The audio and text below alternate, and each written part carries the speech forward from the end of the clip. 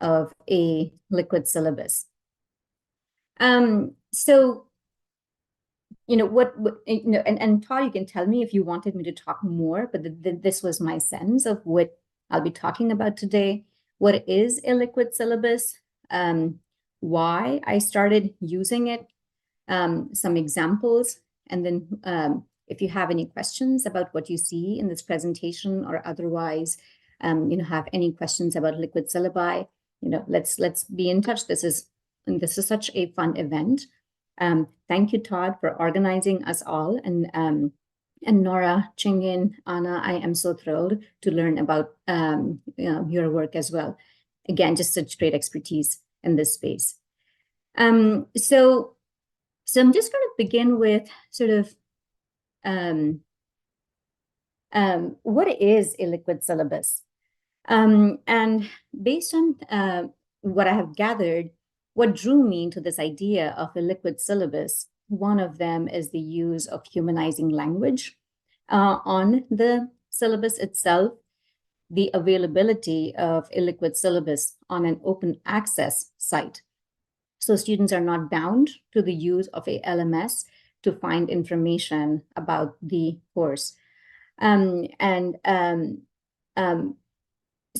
I learned about this work during the sort of like really thinking about how did it all begin? When did I even get into this idea of creating the liquid syllabus?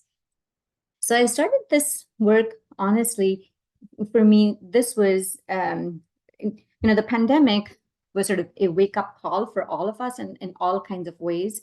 I had only taught face-to-face before, and I had never taken an online class prior to the pandemic or taught in an online environment.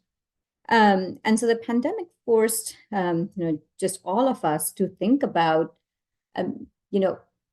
teaching, learning in a space where your whole being is not there. So I know folks in this space because of my interactions with several of you in other spaces. But then for our students who are taking all these multiple courses and just this feeling of being overwhelmed and not knowing where we are, what we are doing. This is my desk from 2020, the very first day that I taught online. I just felt that I needed to take a picture for whatever reason. So when the pandemic started, spring of 2020, I taught 4 courses, right? And teaching those 4 courses fully online, it really raised a lot of questions for me around pedagogy. What does it mean to effectively teach online? What does it mean to be an effective instructor? How can I reach all my students? How can I be more presentable, more approachable for my students when I am not there with them? And to answer all those questions, I then that led to this disequilibrium, right? So based on Vygotsky's theory, I'm going to draw from that, and this idea of this is more Piaget, just sort of where I am right now and where do I want to go, right? So this idea of disequilibrium.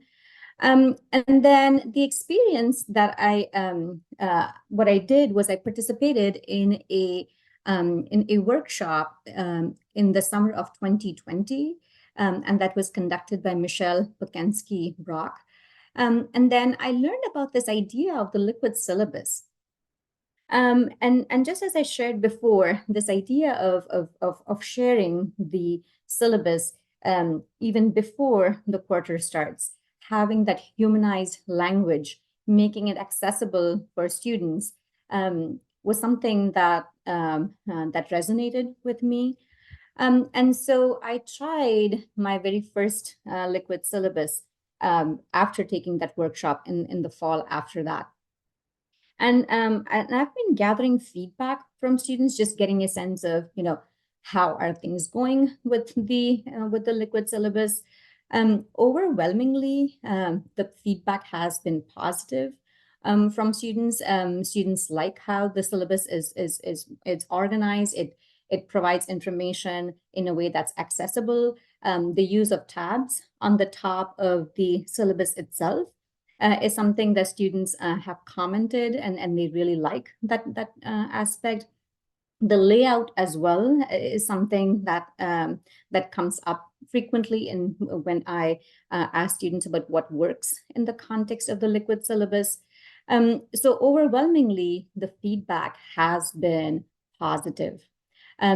So the only times when students have talked about it being somewhat of a learning curve, because they've always been used to either a Word or a PDF document, but just sort of like understanding or thinking about how does a syllabus that's created on Google Sites, that's what I've used for the most part to create my liquid syllabus. How does that work? Just understanding, how would I click? But the feedback has been positive over, just for the most part. And so again, just sort of this idea of humanized language is something that I wanted to share an example of that here. So this is an example of late work policy in one of my classes prior to the pandemic. And as you can see, it was more sort of, the transactional language that I had seen being used by, sort of like folks in the past. And I just sort of like emulated that, and I had that in my syllabi. But then since I've started using the liquid syllabus, I've tried to sort of explain things a little bit more, why have this late work policy in place, and then also offer opportunities for students to turn in later work, so I offer a 2-day grace period, for instance, and I've been doing that. Well, I sort of, during the pandemic, things were a little bit more sort of like more open in that way. But then, since then I've started offering that 2-day grace period for classes.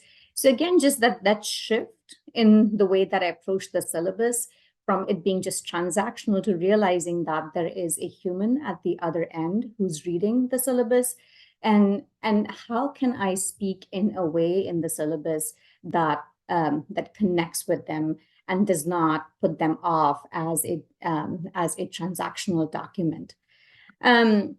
So Todd has been kind and has provided us all with he's put all the materials on the site itself, which I really appreciate, Todd. So that kind of makes things a little bit easier for me to share. Can you all see the tab that I am on right now? Yes. Yes. Okay. So this is the course syllabus for one of my classes, right? So the use of tabs and talking about, for instance, the course essentials. How does this course work? For instance, what are the objectives? If students have questions, how can they have those questions answered? What are the course policies, and a separate tab for that? If students are just looking for resources in the context of the class itself, they can just go to this tab. If they're just interested in looking at the grading scheme, for instance, then they could go on this page. And so, and then the course schedule is on this page. During the pandemic, what I also tried to do, well, at least for one of my classes when I started, was to even have a welcome video. And that's what I would share with students, so that they got a sense of what the course was about. And then since that time, and based on Michelle's suggestion, I try to provide sort of like a course overview, so like what would students need a week prior to or maybe a couple of days, again, depending on the quarter and how much time I have to get that syllabus to students. So fall quarter, I'm typically able to offer the syllabi and sort of like a course overview a week prior to the quarter itself. But then, for instance, spring quarter, it'll be a couple of days before the quarter starts. And again, with the hope of providing students a sense of what they're getting into in language that makes sense to them. And then on the first day of the class too, what I do is I get students to, we, rather than me reading the syllabus or telling them, that you pay attention to these parts, I have students read the syllabus and then take sort of like communal notes on a Google document. And then, they ask questions after reading the syllabus in small groups. So that way I know they've read the syllabus.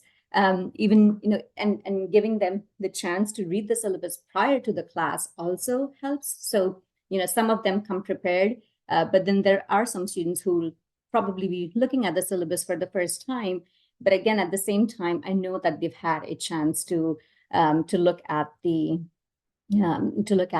syllabus. So there's that. I think I reached my 10-minute mark, and I'm going to stop here.